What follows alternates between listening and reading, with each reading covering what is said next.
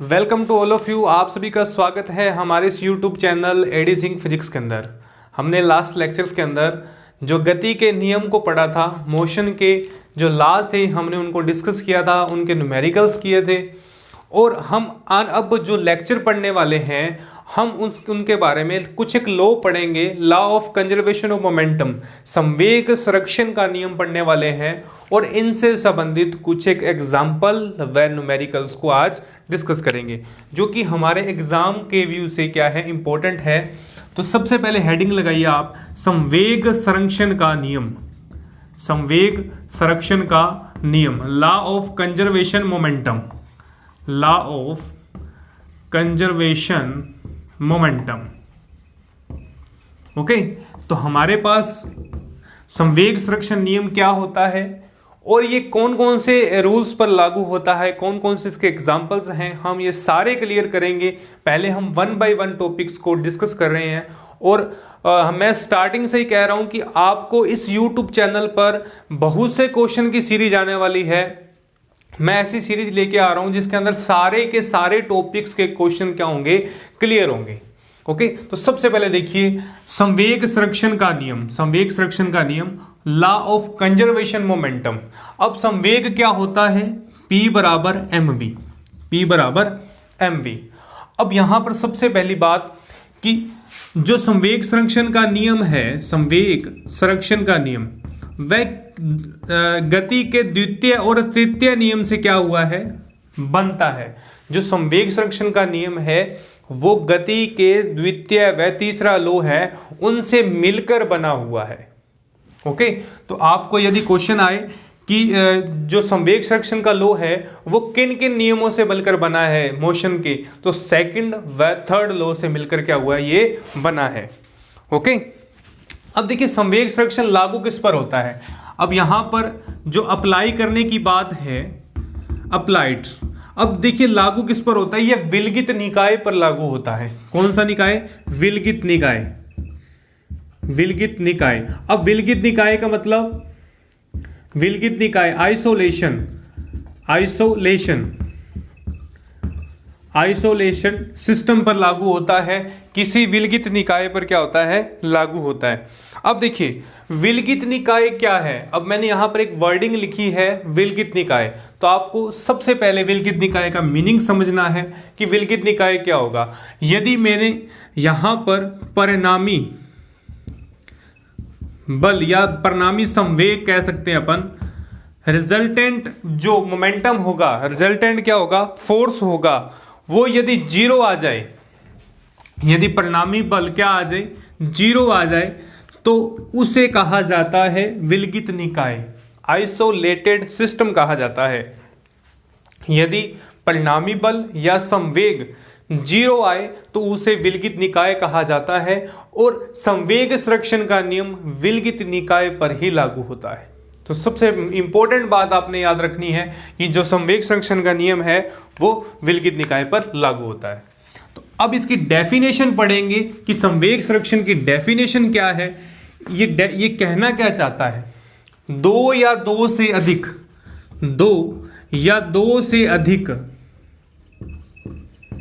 To and to से अधिक, अधिक वस्तुओं के निकाय का, दो या दो से अधिक वस्तुओं के निकाय का, निकाय का जो संवेग है, दो या दो से अधिक वस्तुओं के निकाय का जो संवेग है, जो संवेग संरक्षित रहता है। यानी कुल संवेग क्या होता है, कुल संवेग संरक्षित रहता है, संरक्षित रहता है जबकि इस पर बाह्य बल क्या हो, उपस्थित हो, जबकि से बाह्य बल क्या हो, शून्य हो। जबकि, या आप ये लिख सकते हैं जहां पर बाह्य बल क्या हो, एक्सटर्नल फोर्स क्या हो, शून्य हो, बाह्य बल क्या हो, शून्य हो। अब देखिए यहां पर मैंने बात की है दो या दो से अधिक, दो या दो से अधिक निकायों का कुल संवेग, कहने का मतलब टोटल मोमेंटम, टोटल मोमेंटम क्या रहे, संरक्षित रहे। अब संरक्षित भी बताऊंगा क्या होगा। संरक्षित क्या होता है, कुल निकाय का जो सिस्टम है, संरक्षित का मतलब नियत रहे, संरक्षित का मतलब नियत रहे, कांस्टेंट रहे, नियत रहे, कांस्टेंट रहे, उसको संरक्षित बोला जाता है। तो ये डेफिनेशन क्या कहना चाहता है कि दो या दो से अधिक वस्तुओं का जो मोमेंटम है वो क्या रहता है, कांस्टेंट रहता है, जब जहां पर इसका जो एक्सटर्नल फोर्स है, बाह्य बल है, वो क्या हो, शून्य हो। बाह्य बल क्या हो, शून्य हो। यदि इसका बाह्य बल शून्य हो तो यहां पर जो टोटल मोमेंटम आएगा वो कितना आएगा, संरक्षित आएगा, कांस्टेंट आएगा।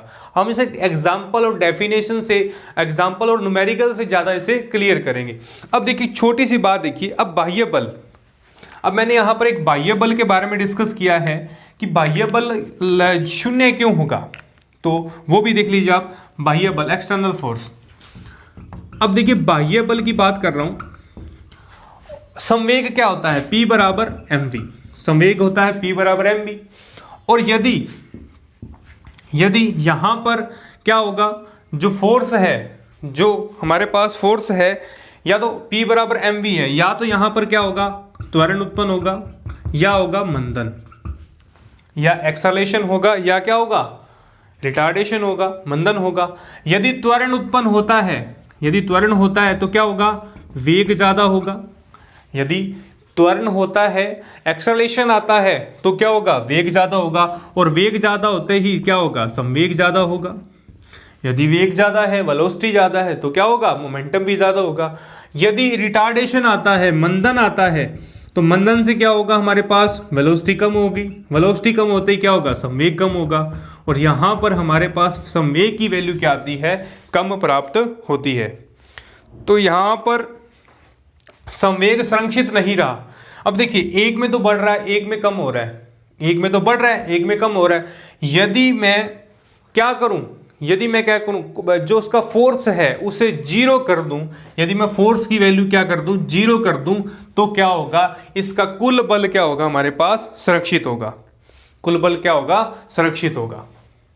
ओके, तो हमारे पास जो संवेग की वैल्यू है, या तो त्वरण उत्पन्न होगा तो ज्यादा होगा, मंदन होगा, रिटार्डेशन होगा तो कम होगा। और यदि हम बाह्य बल को शून्य कर दें तो इसका टोटल मोमेंटम क्या होगा, कांस्टेंट होगा, संरक्षित होगा। दो या दो से अधिक क्या होंगे, हमारे पास संवेग होंगे। ओके, तो ये क्या है, इसकी डेफिनेशन है। अब इसके एग्जांपल्स क्लियर करते हैं कि एग्जांपल क्या होंगे संवेग संरक्षण के।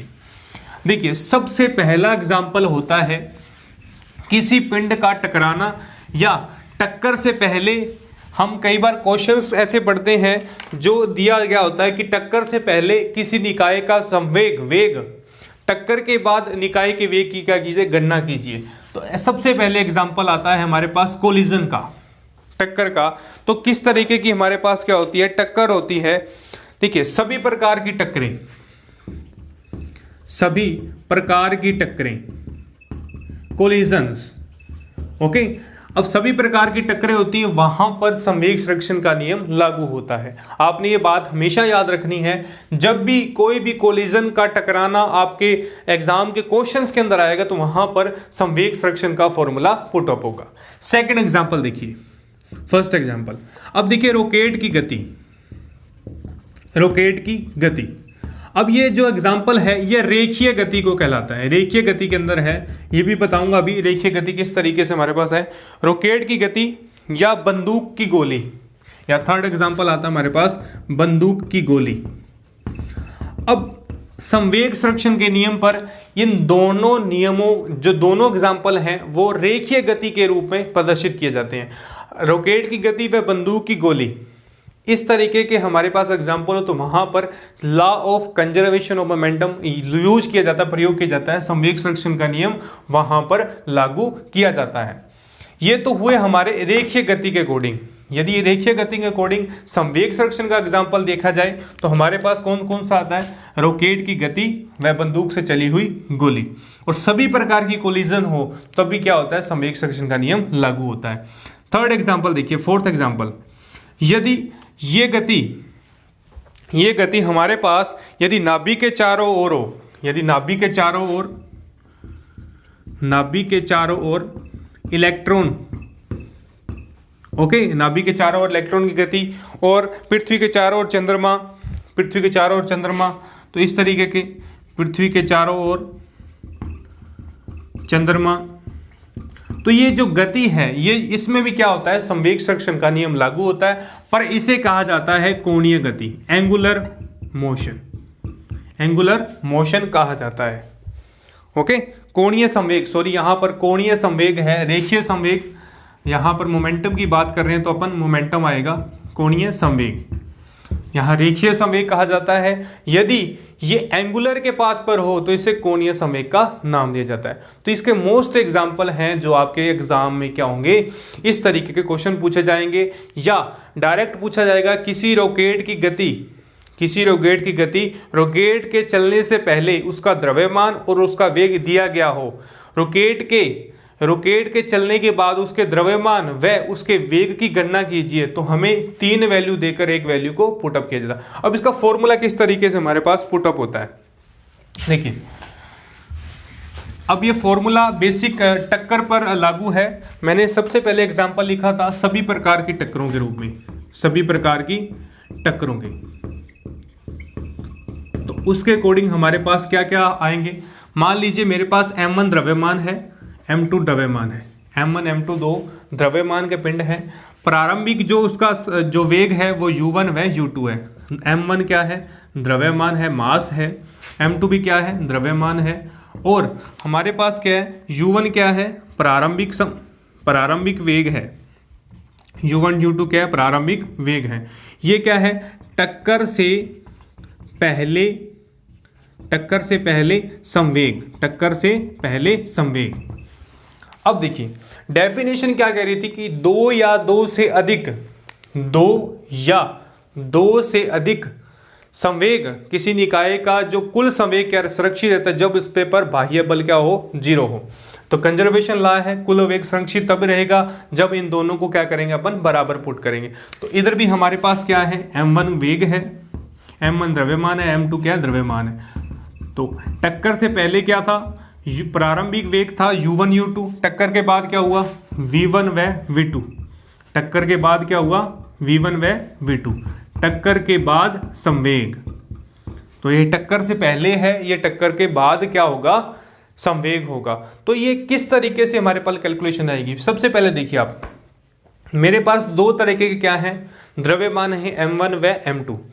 दो ही तरह के द्रव्यमान बाद में प्राप्त होंगे क्योंकि द्रव्यमान वही रहेगा, द्रव्यमान तो वही है, दो ही द्रव्यमान है, परंतु यहां पर प्रारंभिक वेग u1 u2, अंतिम वेग v1 v2। तो दोनों के मान क्या रखेंगे, अपन बराबर रखेंगे, टक्कर से पहले या टक्कर के बाद, आफ्टर कोलिजन व बिफोर कोलिजन। तो दोनों का जो मान होंगे, वैल्यू होंगे, हम बराबर रखेंगे। बराबर रखते ही हमारा क्या होगा, संरक्षित होगा, कंजर्वेशन होगा, कांस्टेंट होगा। तो क्या आएगा, m1 u1 plus m2 u2 बराबर m1 v1 plus m2 v2।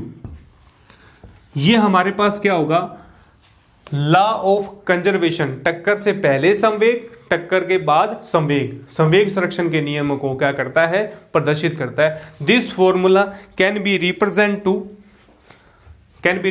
To law of conservation of momentum, संवेग संरक्षण के नियमों को क्या करता है, प्रदर्शित करता है।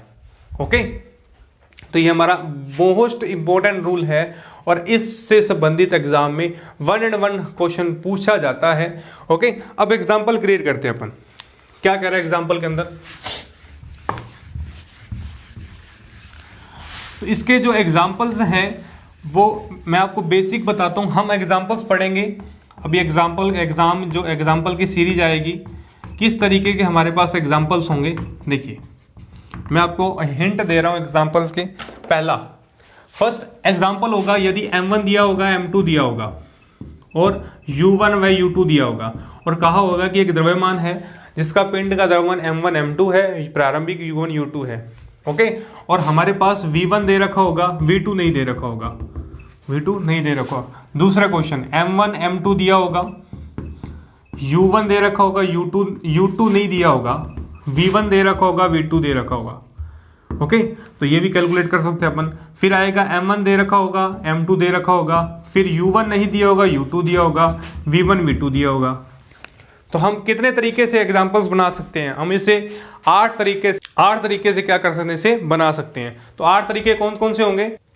8 तरीके कौन कौन से होंगे? देखिए, यदि मैं कोई भी इनके पास सभी वैल्यू देकर एक वैल्यू आपसे क्या कर सकता है, कैलकुलेट करवा सकता है। तो सारी वैल्यू में से एक वैल्यू क्या कर सकता है, एक वैल्यू कैलकुलेट करा सकता है। फिर किस तरीके का एग्जांपल आएगा? फिर रॉकेट के एग्जांपल आ सकते हैं। रॉकेट की गति हमारे पास ये दे रखी है, फिर रॉकेट से संबंधित आएगा। फिर बंदूक की गोली वाला कि बंदूक की गोली से चलने से पहले उसका जो पिस्टन का वेट है वो इतना दे रखा है। तो इस तरीके के एग्जाम्पल्स हम एग्जाम्पल की सीरीज में करने वाले हैं, 1 बाय 1 डिस्कस करेंगे और वहां पर बहुत से क्वेश्चंस करेंगे जिससे आपका जो पैटर्न है वो क्लियर हो। तो एक एग्जाम्पल से और मैं क्लियर करूंगा और इस एग्जाम्पल के बाद आपको जो डाउट है वो भी क्लियर होगा। 0 द्रव्यमान यानी 0 kg व 80 kg द्रव्यमान का पिंड, 0 kg द्रव्यमान व 80 दो पिंड हैं, वो 100 व 50 मीटर प्रति सेकंड से व 50 मीटर प्रति सेकंड से क्या कर रहे हैं, गतिशील हैं। क्या कर रहे हैं, गतिशील हैं। गतिशील होते हुए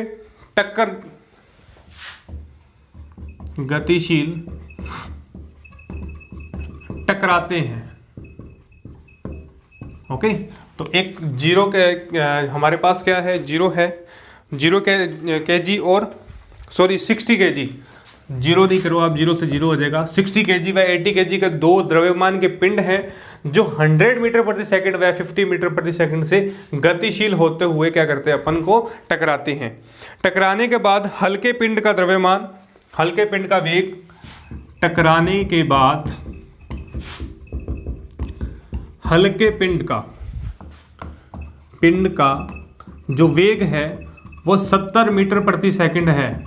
तो भारी पिंड का वेग ज्ञात करो। भारी पिंड का क्या करना, अपन को वेट कैलकुलेट करना है। भारी पिंड का वेग ज्ञात करो। एग्जाम्पल इजी है, कुछ भी नहीं है इसके अंदर, परंतु हमें एक एग्जाम्पल को देखकर ही पहचानना पड़ेगा कि कौन सा लॉ आ रहा है। जब भी यहां टक्कर की बात करें, टक्कर से मतलब है संवेग संरक्षण। टक्कर से मतलब है संवेग संरक्षण। तो यहां पर अपने आंख बंद कर संवेग संरक्षण का नियम लगाना है। बिल्कुल भी सोचने की जरूरत नहीं है। जहां पर टक्कर दिया हो, टक्कर से पहले या टक्कर के बाद, तो आपने डायरेक्ट लगाना है संवेग संरक्षण का नियम। क्या होता है संवेग संरक्षण का नियम? तो सबसे पहले गिवन क्या है, पहले आप गिवन को नोट करते हैं। दिया क्या है, M1 दे रखा है 60 kg और M2 दे रखा है 80 kg। M2 दे रखा है 80 kg। ओके, फिर क्या दे रखा हमें दे रखा है टक्कर से पहले U1 दे रखा है 100 मीटर प्रति सेकंड और दे रखा है U2 50 मीटर प्रति सेकंड। यानी टक्कर से पहले कण की जो वेग है वो हमें दे रखे हैं।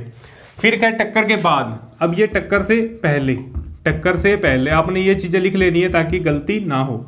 और टक्कर के बाद तो V1 दे रखा है हमारे पास 70 मीटर प्रति सेकंड और हमें क्या कैलकुलेट करना है, V2।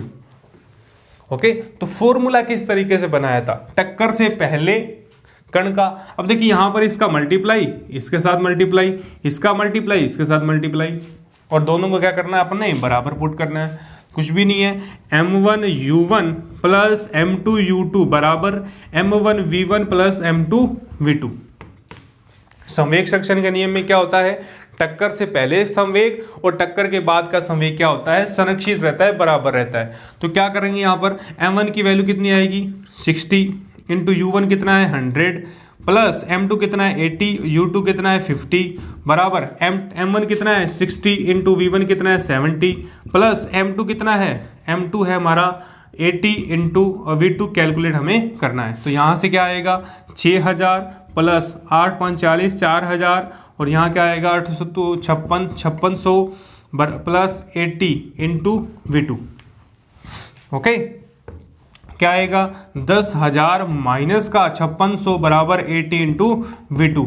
तो क्या आ जाएगा, यहाँ से आ जाएगा हमारे पास 56, तो यहाँ से आ जाएगा हमारे पास 40 यहाँ से 54, यहाँ से कितना आ जाएगा हमारे पास, यहाँ से 4 और देन 9 एंड 5, 9 क्या आ जाएगा 5, ओके। तो यहाँ से आ जाएगा 44 इंटू बराबर 80 into V2, 44 into 80 into V2, okay. 44,000 into 80 बराबर क्या आ जाएगा V2, और यहाँ से कितनी वैल्यू आ जाएगी 1100, 110, यहाँ से आ जाएगा V2 55 मीटर प्रति सेकंड। तो V2 का मान हमारे पास आया 55 मीटर प्रति सेकंड। तो क्या आएगा, भारी पिंड का वेग कितना आया, 55 मीटर प्रति सेकंड प्राप्त हुआ। तो इसी तरीके के बहुत से क्वेश्चंस हैं जहां पर आपको दो द्रव्यमान देगा और हमें कैलकुलेट क्या करना होगा, वेग पूछ लेगा, या हमें दो द्रव्यमान देकर, दो वेलोसिटी देकर हमें प्रारंभिक वेग पूछ लेगा। तो इस तरीके के क्वेश्चन हमारे एग्जाम के अंदर पूछे जाएंगे। और विद इन 1 मिनट के अंदर, 1 मिनट तो ज़्यादा है, 1 मिनट के अंदर आपका आंसर रेडी होगा। 1 मार्क्स क्या हो जाएगा, यहाँ से पक्का हो जाएगा, 1 मार्क्स क्या हो जाएगा, यहाँ से पक्का होगा। और ये निश्चित है कि आपका 1 मार्क्स यदि संवेग संरक्षण से नियम से क्वेश्चन पूछता है तो आपका गलत होने वाला नहीं है। हम ऐसे बहुत से क्वेश्चन करेंगे, बहुत से प्रैक्टिस करेंगे, ताकि आपके जितने भी डाउट्स हैं वो क्लियर हो। फिजिक्स में जितने भी 5 मार्क्स से क्वेश्चन आने हैं, आपके 5 में से 5 मार्क्स को हिट कर पाए। ओके, तो आज के लेक्चर में सिर्फ इतना ही। नेक्स्ट लेक्चर के अंदर हम गति की समीकरण को पढ़ने वाले हैं, मोशन की इक्वेशंस को पढ़ने वाले हैं। तो बहुत ही अच्छा लेक्चर्स चलने वाले हैं। आप इस वीडियो को ज़्यादा से ज़्यादा शेयर करें, लाइक करें, सब्सक्राइब करें। और यदि मेरे चैनल पर आप नए हैं तो हमारे चैनल को सब्सक्राइब व बेल आइकन को जरूर प्रेस करें, ताकि आने वाली वीडियो का नोटिफिकेशन आप तक पहुंच पाए। और हमारे रीड से संबंधित जितने भी वीडियोस हैं हमारी प्लेलिस्ट के अंदर, रीड फिजिक्स के नाम से प्लेलिस्ट है, वहां पर जाकर आप रीड से जितने भी स्टार्टिंग से जितने वीडियोस आई हैं आप देख सकते हैं। और टेस्ट सीरीज के जितने भी क्वेश्चन हैं मैं जल्द ही YouTube चैनल पर लेके आ रहा हूं। आप प्लीज़ इस वीडियो को लाइक व शेयर अवश्य करें। धन्यवाद।